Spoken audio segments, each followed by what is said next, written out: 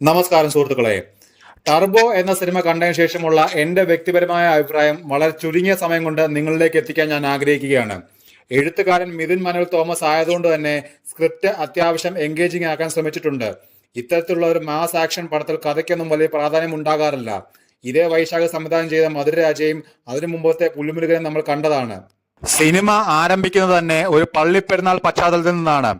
ആരംഭിക്കുമ്പോൾ തന്നെ ഇതിൽ തുടർന്ന് വരാൻ പോകുന്ന ഇടിയുടെ സാമ്പിൾ വെടിക്കെട്ട് ആദ്യമേ നമുക്ക് തരുന്നുണ്ട്. അതൊരു സൂചനയാണ്. സിനിമയിൽ ഇതുപോലുള്ള ഓവർ ദ ടോപ്പ് രംഗങ്ങൾ ഇനിയും ഉണ്ടാകുമെന്ന സൂചന. ഈ സിനിമ തുടക്കം മുതൽ ഒടുക്കം വരെ ഫുൾ ഓൺ ആക്ഷൻ പാക്ഡ് ആണ്. മിഥുൻ മനോലിന്റെ സ്ക്രിപ്റ്റിൽ ലാഗോ അല്ലെങ്കിൽ വലിച്ചു നീട്ടിയതായിട്ട് തോന്നിയിട്ടില്ല. എന്നിരുന്നാലും നമ്മൾ ഇമോഷണലി സിനിമയുമായി കണക്റ്റഡ് അല്ല.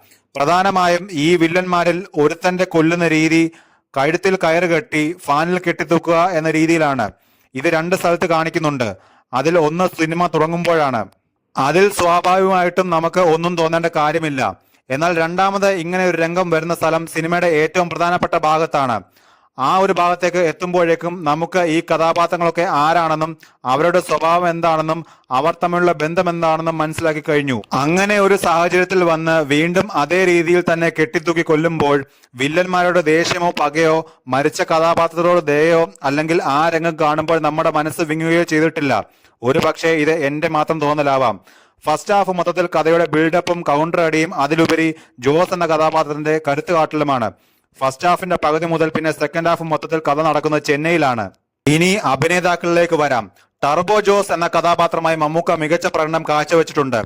അദ്ദേഹത്തിന്റെ എൻറ്റയർ കരിയറിൽ ചെയ്തതിൽ വെച്ച് ഏറ്റവും മികച്ച ആക്ഷൻ സീനുകളുള്ള സിനിമ പറ്റുന്ന രീതിയിൽ തന്നെ അദ്ദേഹം ചെയ്തിട്ടുണ്ട്. ഈ ആക്ഷൻ സീനുകൾ അദ്ദേഹം സ്വന്തമായിട്ട് ചെയ്തു എന്നത് അത്ഭുതമാണ്.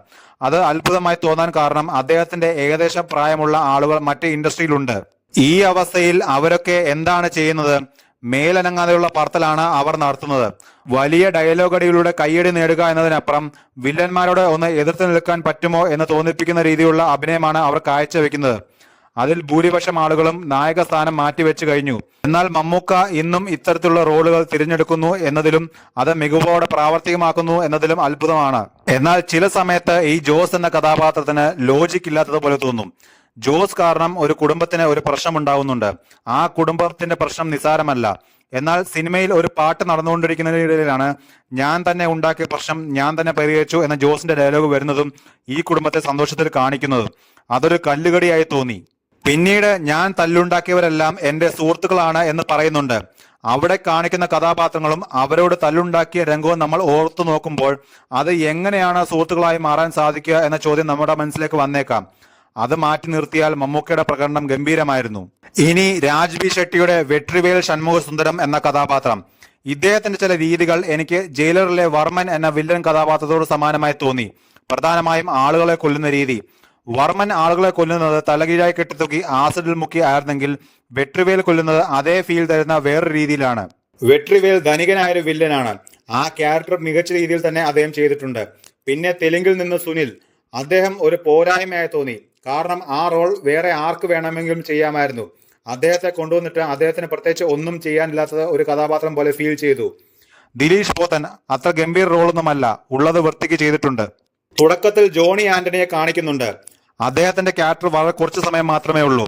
പക്ഷേ അദ്ദേഹത്തിന്റെ ഡയലോഗ് ചില സമയത്ത് ക്ലിയർ അല്ല. അത് അദ്ദേഹം സ്പീഡിൽ പറയുന്നതുകൊണ്ടാണോ എന്ന് അറിയില്ല. ചില സമയം ഷൈൻ ടോം ചാക്കോ സംസാരിക്കുന്നത് പോലെ ഉണ്ടായിരുന്നു. ഇനി എടുത്തു പറയേണ്ടത് ഇതിലെ പ്രധാനപ്പെട്ട സ്ത്രീ കഥാപാത്രങ്ങളെയാണ്. അതിൽ ബിന്ദു പണിക്കറുടെ പ്രകടനം മികച്ചതായിരുന്നു. അവരെ കാണിച്ച ഫസ്റ്റ് ഷോട്ടിൽ തന്നെ ഇതൊരു ന്യൂ ജനറേഷൻ അമ്മച്ചിയാണെന്ന് മനസ്സിലായി. അതുപോലെ ചില സീരിയസ് സിറ്റുവേഷനിൽ ഇവരുടെ ചില കോമഡികളുണ്ട്. അതെല്ലാം തിയേറ്ററിൽ ചിരി പടർത്തി. അതുപോലെ അഞ്ജന ജയപ്രകാശ് ചെയ്ത ഇന്ദുലേഖ തുടക്കം മുതൽ ജോസിനൊപ്പമുള്ള കഥാപാത്രമാണ്. അവനും നന്നായി ചെയ്തു.